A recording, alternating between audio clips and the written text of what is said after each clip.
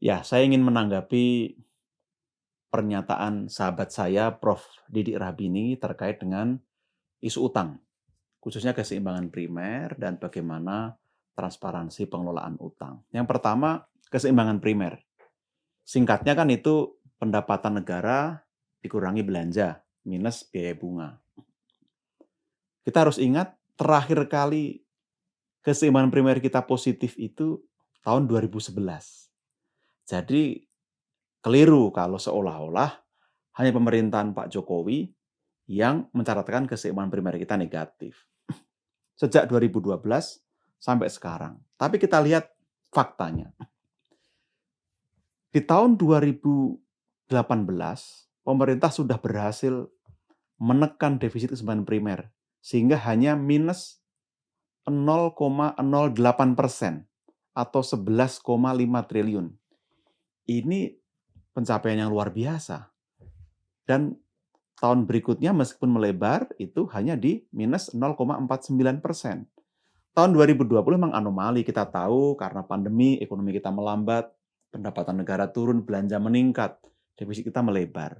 Jadi saya rasa membahas 2020 tidak relevan kalau dibandingkan secara begitu saja dengan tahun-tahun sebelumnya. Nah, ini soal pilihan kebijakan. Ketika belanja perlu ekspansif untuk mengejar ketertinggalan dan pendapatan negara relatif stagnan, bahkan secara rasio cenderung menurun, kita tahu periode 2008 sampai 2011 kita mengalami era booming komoditi. Pendapatan pajak dan PNBP cukup signifikan pada waktu itu, sehingga rasio pajak juga ikut naik. Nah, tentu ketika kita tidak bisa mengandalkan lagi booming komoditi, sedangkan belanja perlu kita genjot untuk meningkatkan produktivitas serta mengejar berbagai hal yang perlu kita sediakan, kita harus ekspansif. Ini kebijakan counter cyclical. Nah, kalau kita lihat sebelum pandemi, kebijakan counter cyclical sudah berjalan dengan baik. Kita ingin mengejar kemajuan negara lain. Kita lihat faktanya. Bukan soal defisitnya berapa, tapi penggunaannya seperti apa. Akselerasi belanja publik untuk mendorong supaya kita bisa mencapai tujuan bernegara sangat masif di 5 tahun terakhir. Data menunjukkan itu. Dan juga informasi lain, kita tidak mengandalkan utang. Rasio utang terhadap PDB kita terjaga selama ini sampai 2019 di level 30%. Sayang ada COVID sehingga terpaksa kita harus meningkatkan utang. Nah, itu juga perlu menjadi catatan kita. Tapi toh itu semua kan untuk rakyat. 692 triliun, 695 triliun atau 4,2% dari PDB itu untuk belanja sosial. Nah, kita lihat lagi bagaimana fakta menunjukkan bahwa perbandingan antara penerimaan pajak terhadap utang itu penting dilakukan.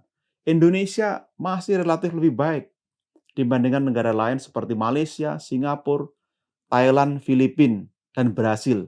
Kita hanya lebih rendah dibandingkan dengan Afrika Selatan dan Turki. Artinya, kita ini nggak ngandelin utang dalam pembiayaan kita.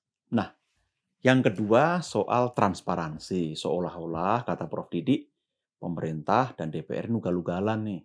Tidak transparan soal utang. Kalau tidak transparan, dari mana Prof. Didik tahu angka itu? Tentu bukan dari langit atau dari bawah kolong. Nah, saya ingin pastikan semua transparan, terbuka, dan bisa diakses publik. Baik itu di nota keuangan sebagai lampiran dari Undang-Undang APBN, baik itu di LKPP yang akan diaudit oleh BPK dan dipertanggungjawabkan pada DPR. Lepas dari itu, di Perpu 1 2020 yang ditetapkan dari Undang-Undang 2 2020, jelas meskipun postur APBN bisa diubah dengan Perpres, baik Perpres 54 maupun 72 yang perlebar defisit artinya menambah utang, selalu dikonsultasikan dengan DPR, baik Komisi 11 maupun Banggar, termasuk melibatkan Bank Indonesia, OJK, dan LPS. Ini menunjukkan transparansi dan akuntabilitas, menunjukkan cara kerja kolektif, kolegial, dan bergotong royong. Nah, silahkan kalau ingin melihat data secara detail, tentang penerbitan SBN, jatuh tempo berapa, buyback berapa, dan lain-lain, semua ada di website djppr.kemenkeu.go.id.